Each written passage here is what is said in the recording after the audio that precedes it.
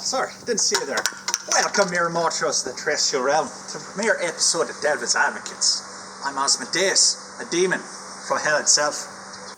Greetings and salutations. I'm Balberith on tech, also broadcasting from hell. So I'll be your demonic spirit guide to all things moral and ethical. Many of you probably curious what would make a demon a particularly good source of morality or ethics. To which I reply,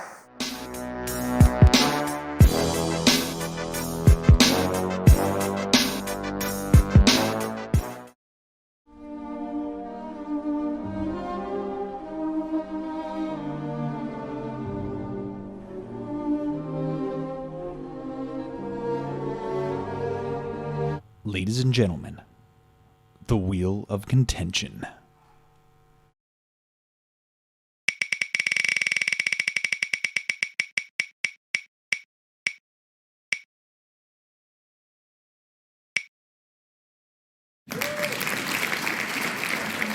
Pro. I fucking call it pro. I love fucking abortion.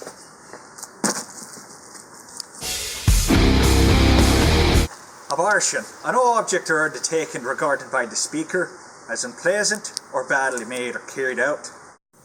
what's the second definition? Alright. Abortion. The deliberate termination of a human pregnancy, most often performed during the first 28 weeks of pregnancy. Let's go that one. The practice of abortions predates recorded history and was present in most ancient cultures. The widespread acceptance lasts until attitudes began to change with the spread of Christianity around 211 AD.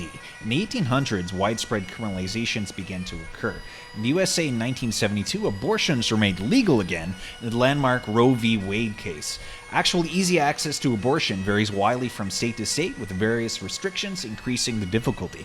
According to PS Mag, 27 states are considered hostile to abortion, 18 of those extremely hostile, with only 7 having a single abortion clinic. Missouri might have no abortion clinics soon, pending an ongoing legal case. Worldwide, 74 out of 195 countries permit legal abortions on broad grounds. 26 countries ban abortion in all cases, including rape, incest, and for medical reasons to save the woman's life. The other 95 countries fall somewhere in the middle. Over the last 20 years, abortion rates in the developing world have been dropping, but in the poorer countries they've stayed about the same. 56 million abortions take place every year worldwide, approximately equal to the population of South Africa.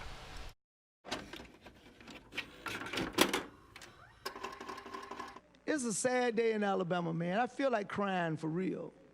You just said to my daughter, you don't matter. I gotta go home and tell her, the state of Alabama don't care nothing about you, baby. That you can just be raped, or one of your uncles or your cousin or somebody could just rape you and impregnate you, and you gotta carry this baby under Alabama law. The Gujarat High Court has allowed a 13-year-old rape victim to terminate her pregnancy. The girl, who conceived after being repeatedly raped by a neighbor, had moved the Gujarat High Court after a Sessions Court had rejected her plea. An end of an ordeal for this 13-year-old girl. The Gujarat High Court on Monday allowed the girl who had been raped to terminate her pregnancy after a month-long legal battle. The decision to have an abortion after 24 weeks is extremely rare and often due to severe fetal anomalies. When abortions are allowed by the local law, they are one of the safest procedures in medicine, with case fatality rates less than 1 death per 100,000 procedures. In the US, the risk of death associated with childbirth is 14 times higher in women than that of an abortion. There are also myths that abortion is linked to an increased risk of cancer, as well as difficulties in conceiving or carrying a future pregnancy, but both of these claims have been refuted by extensive medical research. However, unsafe abortions practiced by individuals without the necessary skills or in an environment that does not conform to medical standards cause an estimated 68,000 women to die yearly, while a further 5 million suffer temporary or permanent disability. Methods range from ingesting toxic solutions, inserting foreign bodies into the uterus, and even trauma. The World Health Organization has called unsafe abortions a preventable pandemic. For the women who took to the streets all over America today, this was about stopping the reversal of the abortion laws their mothers and grandmothers had fought for. From Kansas, Kentucky, and North Carolina, dedicated women marched. Right. So here's some reasons that abortion's pretty awesome. Most of the richest, most developed countries in the world have legalized abortion. Most of the poorest, least developed haven't. Coincidence? I think not. So if you like lack of wars, disease, and all-around prosperity, take your local abortionist. Asian Western, Japanese, Indian, Maori, Asian civilizations all had it. And Aristotle himself, as well as the Stoics, practiced it for God's sake. So if you're going to disagree with one of the founders of Western civilization philosophy, quite the set of balls on you. In fact, it was only during the Victorian 1800s that widespread criminalisation of abortion occurred.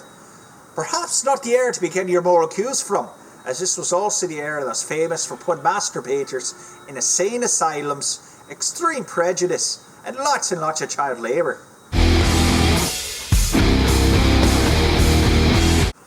A lot of the anti-abortion sentiment comes from Christians, but surprise, surprise, the Bible has no specific prescription against abortion. Actually, quite the opposite. Interesting enough, you know the whole eye for an eye, tooth for a tooth line in the Bible? Quite famous, huh?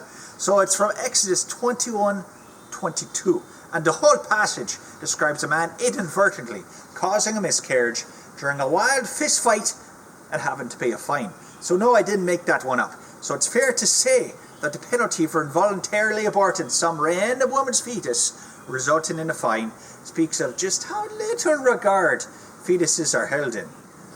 Even better, in my personal opinion, is Numbers 5:11, which describes priests prescribing a potentially unfaithful woman a special portion, and the portion would cause an abortion if she had been unfaithful. So no abortion means the woman's innocent.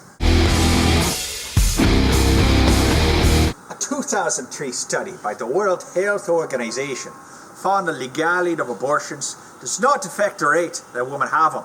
Just about the same either way. Just makes them way less dangerous. South Africa made abortions legal in 1996, leading to a 90% decrease in mortality as some call it, among women who had the abortions. In the USA, 1/4 of women will have an abortion by the age of 45. Till recently it was actually 1 out of 3. So it's an awful lot of murderers loose on the street. So last point there, refute the whole murder thing. So 91% of all abortions actually occur during the first trimester, when fetuses look kind of like this. So, to paraphrase Johnny Cochran, if it doesn't look like a person one whit, you must acquit, of murder. Second trimester fetuses, they look kind of like this. But that one's actually a dog, so don't get too attached there. Just the point, a good barometer if something is human or not, is if it's easily confused with a dog. If it can be, maybe it isn't. Though I will make an exception in the case of werewolves. So number 77, I'm not much of a counter, I don't know what number we're on, but abortion lowers crime in the most controversial study imaginable. Freakonomics Arthur, Stephen Levitt, and Stephen J. Dubner, my personal favourite Stephen, prove a link between the legalisation of abortion and a big decrease in the rate of crime. A heartbeat and shared genetics is a pretty shallow measure of the human condition. Are the headless clones used to harvest organs for the Illuminati and secret underground labs really human? No. Because being human is a complex mixture of experience, of thoughts, philosophy and culture. We watch stars in the night sky. We argue. We strive to figure out the very nature of existence. Which brings me to the blobfish. The blobfish does none of that. And you know what else doesn't do anything? A fetus. They can't do shit. Literally. A fetus cannot even defecate. Fetuses, pretty lame. Other than the genetic connection which we share, And if that's your only measure of the worth of a human being, well, you know who else had similar views? This is a very reductive view of Homo sapiens sapien. So other than genetics and the whole two arbs thing, fetuses, especially first trimester fetuses, don't have a lot in common with us. Psychology Today monthly came up with 7 things, 7, that only human beings can do. Speaking, laughing, crying, reasoning, suffering from depression, falling in love, believing in God. Can a fetus do any of those? Neither can a blobfish. Blobfish have a hell of a lot more in common with a fetus than we do. Also, they both kind of look like weird, soft-headed aliens, don't they?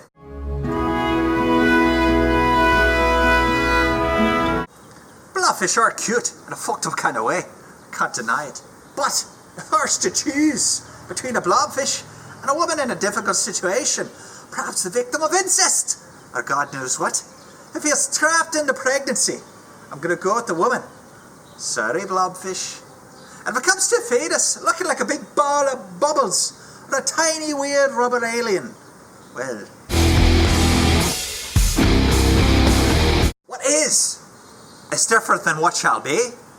The present is not the future. I know it feels like an obvious point to make here, but the NRL set seems to have trouble grasping the concept.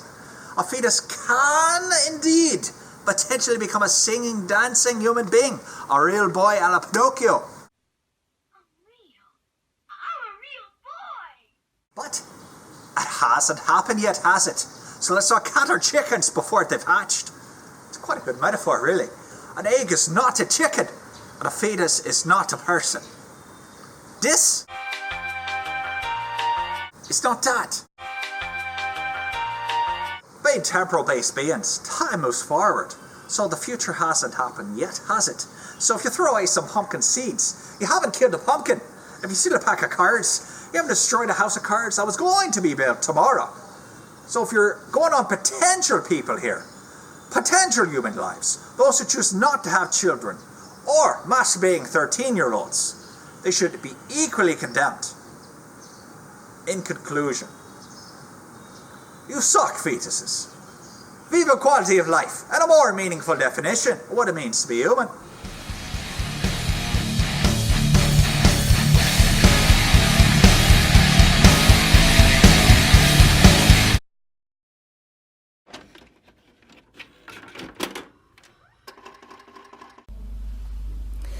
I'm adopted, and my biological mother was 17, and so was my biological father. She was 7.5 months pregnant when she decided to go to Planned Parenthood, which is the largest abortion provider in the world, and they counseled her to have a late-term saline abortion, which is a saline salt solution that is injected into the mother's womb. The baby gulps that solution, it burns the baby inside and out, and then she is to deliver a dead baby within 24 hours. And to everyone's great shock and surprise, I didn't arrive dead but alive on April the 6th, 1977 in a Los Angeles County abortion clinic. What's fantastic about this, about the perfect timing of my arrival, is that the abortionist was not on duty yet. So he wasn't even given the opportunity to continue on with his plan for my life, which was death. At conception, and on I could go. There is not a scientific paper out there that says life begins later on or at birth. With a force 10 to 20 times more powerful than your household vacuum cleaner. The baby is rapidly torn apart by the force of the suction and squeezed through this tubing down into the suction machine, followed by the placenta. I strongly disagree, Amadeus.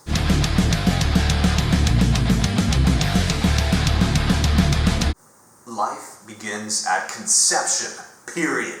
To claim otherwise is illogical. Like it's not really alive until 40 weeks. Why? Famed Franciscan razor enthusiast William Occam was a very, very smart man. He said the answer that makes the fewest assumptions is correct. So, Why do elaborate mental gymnastics to prove that somewhere along the 9, 10, 20, no, 30 week mark, a baby is suddenly human life worthy of protection? It's needlessly random, needlessly complicated. Human life begins at the beginning. Easy. Done. A lot of uncertainty and internal debate on the pro-abortion side about what stage the fetus magically becomes a person you can't kill. If there's such a doubt, why not err on the side of caution and make every stage worthy of protection? A common argument is that because a fetus can't fend for itself, it's somehow less than human. What about Stephen Hawking? Couldn't get by on his own. And what about people on kidney dialysis machines? Seems pretty cold to say that just because a human being is weak or vulnerable, it's not a true human being and not worthy of protection. Simply put, we can do better as people than killing our own. So I know it's tough for some others to carry the term. I know it. Maybe they're young, maybe they're poor, maybe, God forbid, the baby was the result of rape. Yikes. No picnic that. But if they carry the baby to term, it's an altruistic act, a very worthy sacrifice. Holocaust survivor Viktor Frankl famously said, "Despair is suffering without meaning." Well, there is great meaning in carrying a baby to term. The meaning is creating life instead of destroying it, and giving a chance to a fetus who won the existential lottery against incalculable odds. I mean, everything had to line up perfectly. Planet near the sun that supports life, fish evolving legs, caveman ancestors meeting up on the savannah, the sperm, 1 in billions, managing to fertilize the egg. It's about 1 in infinity chance of it all coming together and happening. But here they are. Even if you're not religious, you have to admit it's a damn miracle. And you want to kill him or her. By the way, by carrying to term, it isn't just the baby you're helping. There are a lot of other people who also stand to benefit. Example, in the USA right now, the waiting list for adoptions is currently sitting about 2 million different couples. So if you put the baby up for adoption, it's the very best gift you can possibly give some wannabe parents. You'll have made the world a better place with your sacrifice. Congratulations. You'll be a damn hero. Speaking of the USA, they could really use the extra numbers. So America's been flirting with negative population growth for over a decade. And guess what the effect on the economy is of negative population growth? Spoiler alert, it is not good. So, if you won't come out against abortion out of an awe and reverence for the impossible miracle of baby's creation, do it for your country. USA. USA. Jack Nicholson, Ray Liotta, Jamie Foxx, Steve Jobs, Edgar Allan friggin' Poe, big fan of him. Millions and millions more were adopted at birth. So who knows what great, awesome people would have been born if it wasn't for abortion.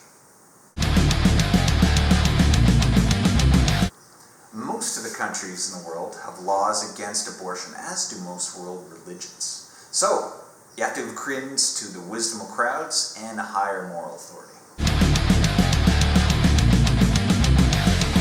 Another argument you'll hear bandied about is fetuses aren't human. Well, history is rife with people taking a bit too much leeway with that. What is and what is not a true human?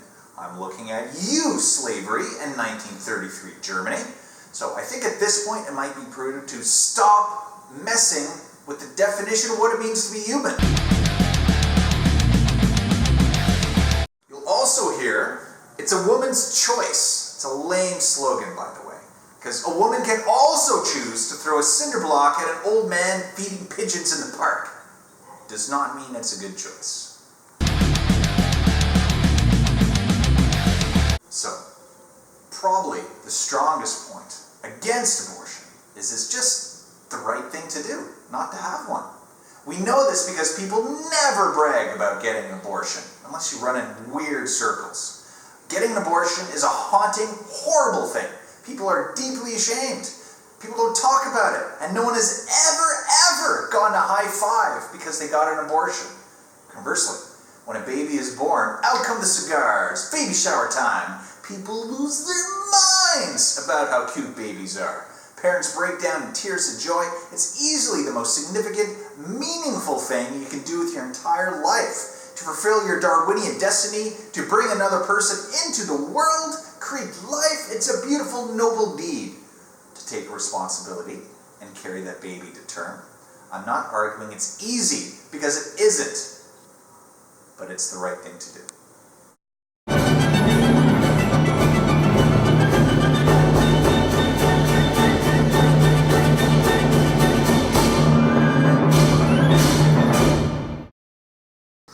Well, that's pretty much it for that then there. So, for those keeping track at home, I definitely won the argument. No, you didn't.